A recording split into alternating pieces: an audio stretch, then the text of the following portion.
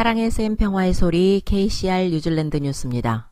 세계보건기구는 2개의 새로운 오미크론 하위 변이가 더 전염성이 있는지 또는 위험한지 평가하기 위해 모니터링하고 있습니다. 세계보건기구 WHO에 따르면 몇몇 국가에서 BA4 및 BA5 하위 변종에 대해 소수의 사례가 발견되었습니다.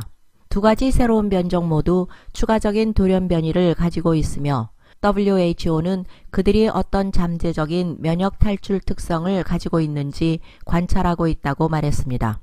BA3 하위 변형 사례가 감지되었지만 BA2에 대해 진전이 없는 것으로 보입니다. 그러나 테워드로스 WHO 사무총장은 바이러스가 여전히 치명적이라고 말했습니다.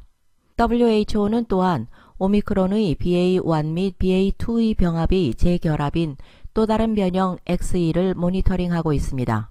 이는 두 변형이 병합되었음을 의미합니다. BA2 변종보다 10% 더 전염성이 있는 것으로 알려져 있으며 1월에 영국에서 처음 발견되었습니다. 영국에서 1000건 이상의 사례가 보고되었으며 미국, 일본, 인도, 태국, 이스라엘에서도 발견되었습니다. 뉴질랜드 전역에 대한 코비드-19 규제 사항들이 수요일 자정부터 완화되었지만 한 저명한 전염병 학자는 뉴질랜드가 위험에 분열되어 있다고 말했습니다. 그는 경보 수준의 변경은 오미크론 사례의 지속적인 감소를 포함한 여러 가지 이유로 정당하다고 언급했습니다. 그는 현재 2월 24일 이후 처음으로 환자 수가 하루에 1만 명 이하로 감소했으며 오클랜드의 입원은 2월 말 이후 처음으로 세 곳의 DHB 모두 100명 미만의 환자를 보고하고 있다고 설명했습니다. 전염병 학자인 마이클 베이커 교수는 주황색 설정 전환은 거의 6주 전에 정점을 찍은 오클랜드에서는 합리적이라고 말했습니다. 그러나 뉴질랜드의 나머지 지역, 특히 남섬의 상황은 그렇지 않으며 심지어 노슬랜드와 같은 북섬의 일부 DHB와 중부 북섬의 일부 DHB도 어제 보고된 사례 수가 정점의 약 50%임을 보여주고 있다며 뉴질랜드는 위험 측면에서 상당히 분열되어 있다고 지적했습니다. 주황색 설정에서 일부 환경에서는 여전히 안면 마스크가 필요하지만 학교에서는 그렇지 않습니다. 베이커 교수는 어린 학생들의 20%만이 완전히 백신 접종을 받았기 때문에 마스크가 없으면 바이러스 순환을 막는 장벽이 많지 않다고 지적했습니다. 우리는 이제 백신 접종률이 높다는 것을 알고 있으며 실제로 코비드 감염으로 인한 치사율을 현재 계절 독감과 유사한 범위에 있는 약 0.05% 미만으로 낮췄으며 이는 우리가 백신 접종을 많이 했기 때문이라고 설명했습니다. 백신 접종 전 코비드 치사율은 0.5%였습니다. 테프나 마타티니 모델로 교수인 마이클 플랭크는 전국 거의 모든 지역에서 환자와 입원 환자가 감소하고 있는 지금이 신호등 설정을 완화하기에 좋은 때라고 말했습니다. 우리는 이 오미크론 파동의 곡선을 성공적으로 관리했으며 비록 입원과 직원 부재가 우리 의료 시스템에 큰 부담을 주었지만 확산을 늦추려는 우리의 노력이 없었다면 상황은 훨씬 더 나빠졌을 것이라고 설명했습니다.